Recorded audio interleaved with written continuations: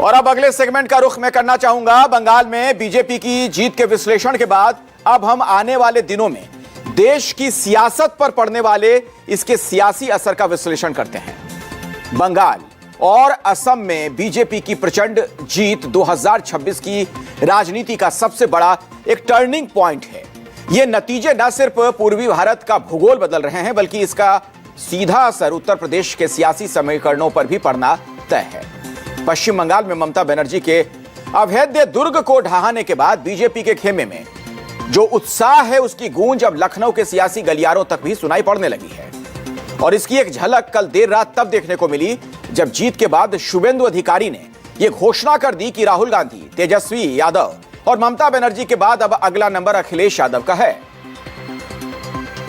ये खत्म, राहुल गांधी भी खत्म, तेजस्वी यादव भी पहले खत्म हो गया, ममता आज खत्म हो गया और आने वाला यूपी चुनाव में अखिलेश भी खत्म हो जाएगा।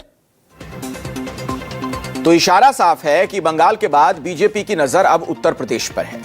बीजेपी की नजर यूपी पर अब इसलिए भी टिक गई है क्योंकि 2024 के लोकसभा चुनाव में उत्तर प्रदेश में पीडीए फॉर्मूले से अखिलेश यादव ने बीजेपी को तगड़ा झटका दिया था। 2024 में उसी पीडीए फॉर्मूले के कारण बीजेपी की सीटें 62 से घटकर 33 रह गई थीं, लेकिन बीजेपी ने पिछले 2 साल में जबरदस्त कमबैक किया। तो माना यह जा रहा है कि पश्चिम बंगाल में बीजेपी की ऐतिहासिक जीत महज एक राज्य की जीत नहीं है, बल्कि यह 2027 में होने वाले उत्तर प्रदेश विधानसभा चुनाव के लिए एक लॉन्च पैड भी तैयार कर चुका है। ऐसे में बंगाल में ममता की हार विपक्ष के लिए बड़ा झटका है, तो बीजेपी के लिए यूपी में बूस्टर डोज की तरह है। यह जीत यूपी में समाजवादी पार्टी और कांग्रेस को सियासी टेंशन दे रही है। और कल दिल्ली बीजेपी मुख्यालय में बंगाल विजय के बाद खुद प्रधानमंत्री मोदी ने भी इस पर मुहर लगा दी। उन्होंने महिला आरक्षण के बहाने सीधे अखिलेश यादव पर निशाना साधा। जिस समाजवादी पार्टी ने संसद में महिला आरक्षण को रोका है, उसे भी यूपी की महिलाओं का आक्रोश सहना पड़ेगा।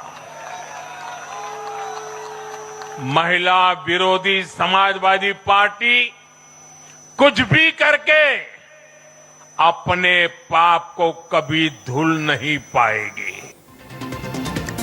और प्रधानमंत्री के बयान के बाद अखिलेश यादव ने आज महिला आरक्षण को ही हथियार बनाकर बीजेपी पर निशाना साधा।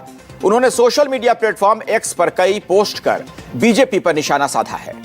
उन्होंने प्रधानमंत्री मोदी के इस बयान को रीपोस्ट करते हुए लिखा कि पीडीए की मांग है कि जो महिला आरक्षण समस्त विपक्ष ने मिलकर संसद में सहर्ष पास किया, उसे 2027 के उत्तर प्रदेश विधानसभा चुनाव में लागू करने की घोषणा बीजेपी सरकार तत्काल करे, या कह दे कि पुरुषवादी भाजपाई और उनके सामंती संगी साथी महिलाओं को आरक्षण देने के खिलाफ हैं।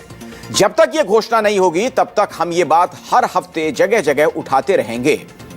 एक और पोस्ट में अखिलेश यादव ने बीजेपी पर तंज कसते हुए उसे पुरुषवादी सोच और शोषण का प्रतीक बता दिया। एक और पोस्ट कर उन्होंने बंगाल में केंद्रीय बलों की तैनाती और काउंटिंग को लेकर भी निशाना साधा। उन्होंने आरोप लगाया कि जैसा बंगाल में हुआ, वैसा ही घपला यूपी विधानसभा चुनाव के अधिकारी जगह जगह उन्होंने किया था पहले। फिर इसी मॉडल को फर्रुखाबाद के 2024 लोकसभा चुनाव में दोहराने का आरोप भी उन्होंने लगाया है। अब आप ये सोच रहे होंगे कि आखिर बंगाल चुनाव नतीजों के बाद अचानक यूपी की सियासत क्यों गर्म होने लगी है। दरअसल बंगाल चुनाव में अखिलेश यादव पूरी तरीके से ममता बनर्जी के पक्ष में खड़े थे, लेकिन बंगाल के नतीजों ने सियासी समीकरणों को पूरी तरीके से बदल कर रख दिया। कहा यह जाता है कि दिल्ली का रास्ता उत्तर प्रदेश से होकर ही जाता है, और ऐसा इसलिए क्योंकि यूपी में लोकसभा की 80 सीटें हैं। यानी इस एक राज्य में जीत से बीजेपी के लिए दिल्ली की राह आसान हो जाती है। बीजेपी की कोशिश सत्ता की हैट्रिक लगाने की है, तो सपा प्रमुख अखिलेश यादव अपने 10 सालों के सियासी वनवास को खत्म करना चाहते हैं, और इसीलिए यह तय है कि बंगाल की जीत का असर यूपी में अगले साल होने वाले चुनावों पर निश्चित तौर पर पड़ेगा। यह जीत बीजेपी के लिए बड़ा मॉरल बूस्टर है और 2027 के लिए जीत का मोमेंटम भी देगा। बंगाल में बीजेपी की जीत ने पूरे पार्टी संगठन में उत्साह भर दिया है। यूपी बीजेपी से 2027 में तीसरी बार सरकार बनाने के लिए लहर के तौर पर इस्तेमाल करेगी। इससे मुख्यमंत्री योगी आदित्यनाथ की छवि मजबूत हुई है। योगी ने बंगाल में रैलियां की, यूपी मॉडल को हाईलाइट किया। उनकी जीत यूपी में उनके नेतृत्व को और धारदार बनाएगी और पार्टी के अंदर उनकी पोजीशन को और मजबूत करेगी। तो बीजेपी के सामने ममता विपक्ष का सबसे मजबूत चेहरा थी, इसीलिए इस हार से विपक्षी गठबंधन के मनोबल को झटका लगा है। इससे अखिलेश यादव की रणनीति प्रभावित होगी। गठबंधन में टूट फूट या सीट बंटवारे पर विवाद भी बढ़ सकता है। बीजेपी अब यूपी में जाति आधारित पीडीए गठबंधन के मुकाबले राष्ट्रवाद, सुरक्षा और विकास को मुख्य मुद्दा बनाएगी। बंगाल का नतीजा इस नैरेटिव को और ताकत देगा। जीत के बाद बीजेपी की सीट शेयरिंग में मजबूत पोजीशन होगी। वो अपने सहयोगियों पर दबाव बना सकेगी और ज्यादा सीटें हासिल कर सकती है। बंगाल की जीत यूपी में एंटी इनकम्बेंसी को काउंटर करने का मॉडल बन सकता है। बंगाल के नतीजे ये दिखाते हैं कि गुड गवर्नेंस और मजबूत संगठन से सत्ता बरकरार रखी जा सकती है। तो माना यह जा रहा है कि बीजेपी यूपी में यही फॉर्मूला 2027 में दोहराएगी। बीजेपी के लिए यूपी में सत्ता की हैट्रिक लगाना एक बड़ी चुनौती है, लेकिन प्रधानमंत्री मोदी की अगुवाई में जिस तरह पार्टी कम बैक कर रही है, उससे यूपी में भी पार्टी नेताओं और कार्यकर्ताओं को सियासी हौसला मिला है। बंगाल में बीजेपी ने जिस तरह से घुसपैठ के मुद्दे को हिंदुत्व के साथ जोड़ा, वो उसके लिए सियासी संजीवनी बन गया और अब वही फॉर्मूला यूपी में 2027 के लिए ब्लूप्रिंट बन सकता है। यानी बंगाल की जीत ने बीजेपी के लिए विजेता वाला वो नैरेटिव सेट कर दिया जिसकी तलाश उसे 2024 के लोकसभा चुनाव के बाद से थी।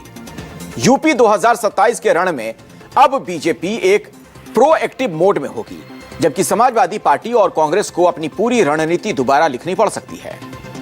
ममता बनर्जी की हार के बाद यह सवाल उठ रहा है कि आखिर इसमें अखिलेश यादव को क्या सीख लेनी चाहिए ताकि 2027 के विधानसभा चुनाव में बीजेपी के मिलने वाले फायदे को कम किया जा सके। दरअसल राजनीति में आत्मविश्वास जरूरी है, लेकिन अति आत्मविश्वास अक्सर नुकसानदायक साबित होता है। 2047 में 37 लोकसभा की सीटें जीतने के बाद अखिलेश यादव आत्मविश्वास से लबरेज हैं। ममता की हार अखिलेश यादव के लिए यह संकेत है कि उन्हें चुनावी आकलन में इससे बचना होगा। उत्तर प्रदेश की राजनीति में अयोध्या का सेंटीमेंट बहुत संवेदनशील और प्रभावी है। ऐसे किसी भी धार्मिक भावना वाले मुद्दे पर हल्की सी चूक भी राजनीतिक नुकसान का कारण बन सकती है। बंगाल के मामले में भी ममता को धार्मिक भावनाओं के कारण नुकसान हुआ है। बीजेपी ने बंगाल में हिंदुत्व, सुरक्षा और केंद्रीय योजनाओं को जोड़कर चुनाव लड़ा। अखिलेश को जाति आधारित राजनीति के साथ साथ ठोस विकास का एजेंडा देना होगा ताकि सिर्फ विरोध का टैग ना लगे। टीएमसी की छवि परिवारवाद और एक व्यक्ति केंद्रित पार्टी की बनी। समाजवादी पार्टी में भी युवा, नए चेहरों और जिला ब्लॉक स्तर के संगठन को मजबूत करना जरूरी है ताकि बीजेपी के बूथ स्तरीय संगठन का मुकाबला किया जा सके। ममता की हार से विपक्षी एकता पर सवाल भी उठ रहे हैं। ऐसे में अखिलेश को कांग्रेस और छोटे दलों के साथ सीट बंटवारे में समझौता करना होगा। विपक्षी गठबंधन को मजबूत और व्यवहारिक बनाना होगा। बंगाल में बीजेपी ने टीएमसी के पारंपरिक मुस्लिम बहुल इलाकों में भी सेंध लगाई। अखिलेश को पीडीए फॉर्मूला जो है उसे बैलेंस करते हुए ओबीसी, ईबीसी और नॉन मुस्लिम गरीब वोटरों तक भी प्रभावी पहुंच बनानी होगी। 2027 के लिए असदुद्दीन ओवैसी भी तैयारी कर रहे हैं। उन्होंने यूपी में मुस्लिम वोट बैंक पर डोरे भी डालने शुरू कर दिए हैं। ऐसे में विपक्ष के लिए मुस्लिम वोट के बंटने के खतरे को भी रोकना होगा। ममता की हार अखिलेश के लिए चेतावनी है कि केवल जाति, गठबंधन और विरोध से बीजेपी को नहीं रोका जा सकता। इसके लिए वैकल्पिक मजबूत मॉडल पेश करना होगा।